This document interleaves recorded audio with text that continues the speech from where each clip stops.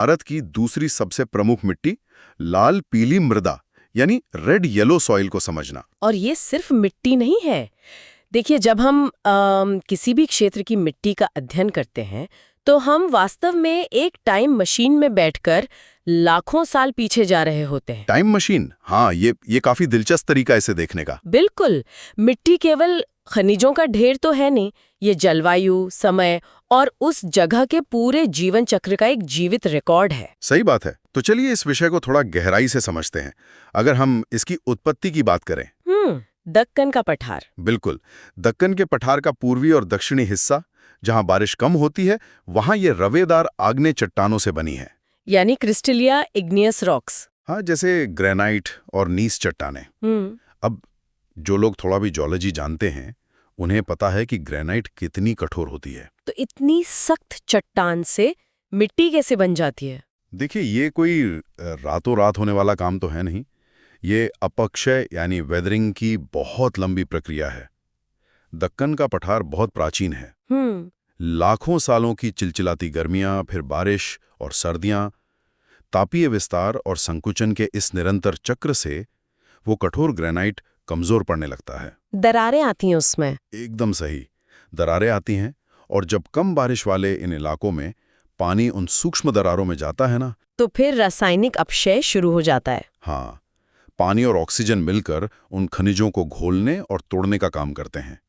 और यही सदियों का प्रहार उस कठोर चट्टान को इस मिट्टी के कणों में बदल देता है। ये वाकई एक बहुत ही शानदार भूवैज्ञानिक यात्रा है। और इसका भौगोलिक विस्तार भी केवल दक्कन के मुख्य पठार तक सीमित नहीं है। नहीं, बिल्कुल नहीं। अगर हम भारत के नक्शे को देखें तो ये मिट्टी पश्चिमी घाट के गिरिपथ क्षेत्रों, जिन्हें हम पीडमॉन्ट जोन कहते हैं, वहां भी दिखाई देती है, एक लंबी पट्टी के रूप में। हाँ। और इसके अलावा उड़ीसा का एक बड़ा हिस्सा, छत्तीसगढ़ के मैदान और यहाँ तक कि मध्य गंगा के मैदान के दक्षिणी हिस्से भी इसी से ढके हैं। और यहाँ जो बात सबसे ज्यादा आकर्षित करती है वो ये है कि इतने बड़े पैमाने पर इसके फैलाव के कारण ही भूगोलविद्ता इसे मंडलीय मृदा या जोनल सॉइल कहते हैं। जोनल सॉइल, इसका क्या मतलब होता है, थोड़ा समझाएंगे? जोनल सॉइल का सीधा सा अर्थ है कि ये मिट्टी किसी नदी या हवा द्वारा कहीं और से लाकर यहाँ जमा नहीं की गई है। अच्छा, जैसे उत्तर भारत के मैदानों में होता है नदियों वाली जलोढ़ मिट्टी। बिल्कुल, वो मिट्टी बाहर से आती है, लेकिन ये लाल पीली मृदा वहीं विकसित हुई है जहाँ इसकी मूल चट्टानें मौजूद हैं। यानी ये पूरी तरह से स्वदेशी है। हाँ, स्वदेशी कह सकते हैं आप। इसने अपनी मूल चट्टान के हर गुण और अवगुण को विरासत में पाया है। इसका एक सीधा जेनेटिक संबंध है अपनी जमीन से। और इसी विरासत में वो चीज भी शामिल है जो इस मिट्टी की सबसे बड़ी पहचान है, इसका रंग। यहाँ बात सच में बहुत दिलचस्प हो जाती है। इसका रंग लाल क्यों होता है? ये पूरी तरह से केमिस्ट्री है।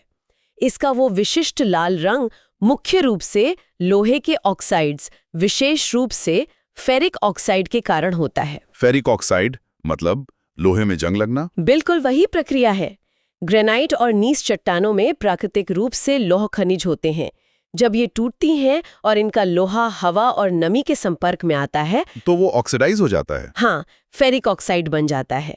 रोजमर्रा की भाषा में लोहे पर जंग लगना ही है ये। पृथ्वी की सतह का ये धीमा जंग लगना ही इसे लाल रंग देता है। मंगल ग्रह के लाल होने के पीछे भी तो यही वजह है ना? एकदम सही कहा आपने।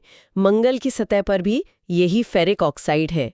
ये इस रासायनिक प्रक्रिया की सार्वभौमिकता दिखाता है। और जहां तक इसके नाम में पीले रंग की बात है, वो भी शायद इसी रसायन विज्ञान से जुड़ा है। हाँ, जब इस लाल मिट्टी में पानी मिल जाता है या कहें कि जल योजन यानी हाइड्रेशन की प्रक्रिया होती है, तो यही फेरिक ऑक्साइड पीले या भूरे रंग का दिखने लगता है। तो नमी के स्तर के आधार पर ये लाल और पीले रंग के बीच बदलती रहती है। बिल्कुल। रंग और रूप की तो बात हो गई, लेकिन जब मैं इसका रासायनिक प्रोफाइल देख रहा था तो वो तो किसी भी किसान या कृषि वैज्ञानिक के लिए डरावना सपना है। वो प्रोफाइल सच में बहुत सी चुनौतियां पेश करता है। इसमें पौधों के लिए जरूरी प्राथमिक मैक्रोन्यूट्रिएंट्स की भारी कमी है। नाइट्रोजन और फास्फोरस तो लगभग न के बराबर हैं इसमें। पोटाश भी कम होता है और सबसे बड़ी बात, इसमें ह्यूमस या जैविक पदार्थों की भारी कमी होती है और ये प्रकृति में अम्लीय यानी एसिडिक होती है में मिलती है। वहाँ घने जंगल या बहुत वनस्पति तो होती नहीं है। जब पेड़ पौधे ही कम होंगे तो पत्तियां भी कम गिरेंगे। और जब पत्तियां कम गिरेंगी तो जैविक अवशेषों के सड़ने से बनने वाले ह्यूमस की मात्रा भी कम होगी, और जो थोड़ा बहुत बनता भी है वो तेज गर्मी में जल्दी ऑक्सीडाइज हो जाता है। और जो आपने इसका एसिडिक नेचर बताया, वो भी तो एक बड़ी बाधा होगी। बहुत बड़ी बाधा है। अम्लीय मिट्टी में कई पोषक तत्व पौधों की जड़ें सोख ही नहीं पाती, भले ही वो मिट्टी में हों। तो इस सब का आखिर क्या मतलब है? एक तरफ नाइट्रोजन, फास्फोरस और ह्यूमस नहीं है, दूसरी तरफ ये एसिडिक है। क्या इसमें कुछ उगाया भी जा सकता है? यहीं पर इसका सबसे बड़ा विरोधाभास है। रसायन विज्ञान की इन कमियों की भरपाई भौतिकी करती है। भौतिकी मतलब मिट्टी की बनावट? हाँ, टेक्सचर। मिट्टी के कणों की बनावट यहाँ गेम चेंजर साबित होती है। रासायनिक रूप से कमजोर होने के बावजूद अगर इस मिट्टी के कण बहुत बारीक हों, जिसे हम फाइन ग्रेन कहते हैं। बिल्कुल फाइन ग्रेन्ड, तो इसकी जल धारण क्षमता, पानी रोकने की ताकत काफी बढ़ जाती है। महीन कण आपस में कसकर जुड़े होते हैं जो नमी को रोकते हैं। और ये नमी पौधों को वो समय देती है जो उन्हें कम पोषक तत्वों को सोखने के लिए चाहिए होता है। एकदम सही समझें आप। इसके विपरीत जहाँ ये मिट्टी मोटे कणों वाली या कोर्स ग्रेन्ड होती है, वहाँ ये पानी बिल्कुल नहीं रोक पाती। पानी तेजी से नीचे बह जाता है और अपने साथ बचे खुचे पोषक तत्वों को भी ले जाता होगा। हाँ, और मिट्टी को अनुर्वर यानी इनफर्टाइल बना देता है। अगर हम इसे व्यापक परिप्रेक्ष्य से जोड़कर देखें, भू आकृति या टोपोग्राफी के हिसाब से, तो एक बहुत ही स्पष्ट पैटर्न दिखता है। जो ऊंची भूमियां हैं, पहाड़ों के ढलान या पठार के ऊंचे हिस्से, वहां ये मिट्टी हमेशा मोटे कणों वाली होती है, क्योंकि बारिश का पानी महीन कणों को धोकर नीचे घाटियों में ले जाता है। और ऊपर सिर्फ मोटे, भारी और रेतीले कण बच जाते हैं। तो ऊपर की लाल मृदा शुष्क और अपेक्षाकृत कम उपजाऊ होती है। और यही टोपोग्राफी तय करती है कि वहाँ खेती किस चीज की होगी।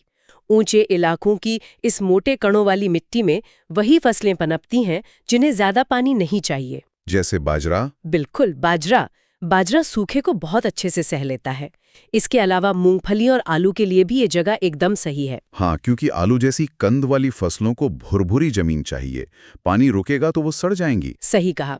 लेकिन जैसे ही हम ऊंचाई से नीचे आते हैं, घाटियों और निम्न भूमियों की तरफ, परिदृश्य पूरी तरह बदल जाता है। क्योंकि वहाँ ऊंचे इलाकों से बहकर आए महीन कण जमा हो जाते हैं। हाँ, और वही लाल पीली मृदा एक बहुत ही सघन, नमी सोखने वाली और उर्वर जमीन बन जाती है। कमाल की बात है ना?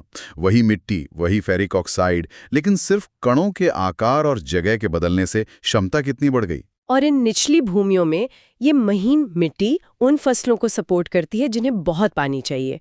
चावल इसका सबसे बड़ा उदाहरण है। तो जो हमने उड़ीसा और छत्तीसगढ़ के मैदानों की बात की थी, वो इसीलिए धान के कटोरे माने जाते हैं। बिल्कुल इसीलिए। वहाँ की निचली जमीनों में लाल पीली मृदा पानी को लंबे समय तक रोक कर रखती है, जो धान के लिए सबसे जरूरी है। धान के अलावा रागी, तंबाकू और सब्जियां भी तो उगाई जाती हैं इन इलाकों में। तंबाकू की फसल तो इस मिट्टी के टेक्सचर का बहुत ही बेहतरीन इस्तेमाल करती है। ये सच में बहुत ही दिलचस्प है कि एक ही चट्टान से बनी मिट्टी ऊंचाई पर बाजरा उगा रही है और घाटी में चावल और तंबाकू। ये हमें सिखाता है कि कृषि सिर्फ बीज बोना नहीं है, ये पूरी तरह से जमीन के भूगोल और बनावट से तय होती है। तो आज के इस चर्चा में हमने काफी सारी परतें खोली है इस मिट्टी की।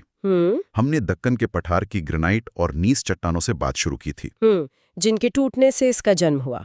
फिर हमने देखा कि ये एक मंडलीय मृदा है जो वहीं के वहीं बनी है। फिर फेरिक ऑक्साइड और जंग लगने वाले विज्ञान को समझा, जिसने इसे इसका लाल और पीला रंग दिया। और हमने इसकी कमियों पर भी बात की, नाइट्रोजन और फास्फोरस की कमी, इसका अम्लीय स्वभाव। और सबसे जरूरी बात जो हमने जानी वो ये कि कैसे कणों की बनावट इसकी रासायनिक कमियों को हरा देती है। ऊंचे इलाकों में मोटे कण बाजरा उगा रहे हैं और घाटियों के महीन कण चावल। ये पूरी यात्रा दिखाती है कि जमीन के नीचे होने वाले बदलावों का सीधा असर हमारी अर्थव्यवस्था और हमारी थाली पर होता है। बिल्कुल सही। लेकिन इस पूरी भूवैज्ञानिक कहानी में एक और पहलू है जो मुझे लगता है कि अक्सर विज्ञान की किताबों में छिप जाता है। कौन सा पहलू? इस पूरी व्यवस्था में इंसान की भूमिका। मतलब आज हमारे पास लैब हैं, टेस्ट करने के तरीके हैं, लेकिन सोचिए ऐतिहासिक रूप से हमारे किसानों ने इस जमीन को कैसे समझा होगा? ये एक बहुत ही गहरा विचार है। विज्ञान कह रहा है कि ये मिट्टी कमजोर है, इसमें जरूरी तत्व नहीं है, ये एसिडिक है। हाँ, और फिर भी ये भारत की दूसरी सबसे बड़ी कृषि भूमि है। जरा सोचिए, सदियों से हमारे किसानों ने बिना किसी आधुनिक तकनीक के सिर्फ अपने अनुभव से ये सीखा कि किस ढलान पर बाजरा बोना है और कहाँ चावल। प्राकृतिक रूप से कमजोर और एसिडिक जमीन में जैविक खाद और राख का ऐसा संतुलन बिठाया कि वो करोड़ों लोगों का पेट भर सके। ये सिर्फ खेती नहीं है, ये इंसान और प्रकृति के बीच का एक अद्भुत तालमेल है। ये बताता है कि ये मिट्टी प्रकृति का दिया एक अधूरा कैनवास था, जिसे हमारे किसानों की मेहनत और ज्ञान ने पूरा किया है। एकदम सटीक बात कही आपने। इसी विचारोत्तेजक बिंदु के साथ हम अपनी आज की इस गहन चर्चा को यहीं विराम देते हैं। तो अगली बार जब आप लाल मिट्टी देखें या उस क्षेत्र का अन्न खाएं, तो याद रखिएगा कि इसके पीछे लाखों साल का भूविज्ञान और सदियों की इंसानी मेहनत दोनों शामिल हैं। हमारे साथ जुड़ने के लिए बहुत बहुत धन्यवाद। धन्यवाद।